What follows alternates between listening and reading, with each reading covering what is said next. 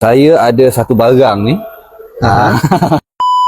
Kumohon kau. Bang, nak tanya sorry. sikit lah bang. Saya semayang ni tapi kiblat tu kat belah mana? Surau tak jumpa? Surau pun tak jumpa kat sini. Okey, macam ni lah adik. Saya ada satu barang ni.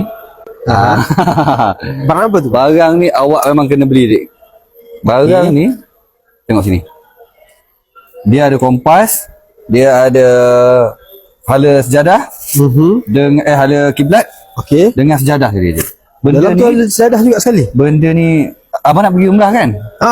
Nak On the way nak pergi umrah tu ni nak insyaAllah. nanti kalau abang pergi umrah ke abang pergi mana-mana masuk hutan ke apa ke, abang kena ada barang ni bang. Ni sejadah ke ni? Sejadah bang. Ini sejadah yang insya-Allah okeylah, ngam-ngam muat lah bang.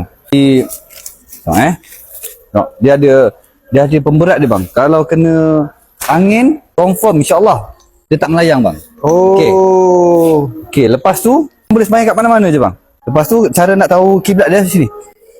Kiblat dia macam ni bang. Abang tengok kat sini. Kalau Malaysia 80 kan? Malaysia 80. Jadi abang N ni abang pergi dekat nombor 80. Mari hamba. 80. Jadi kiblat dia sini bang. Senang tak bang ada barang ni bang? Senang sangat. Ni tengok. nak beli kat mana ni? Kalau abang nak tanya ni tekan dekat beg kuning. Ya.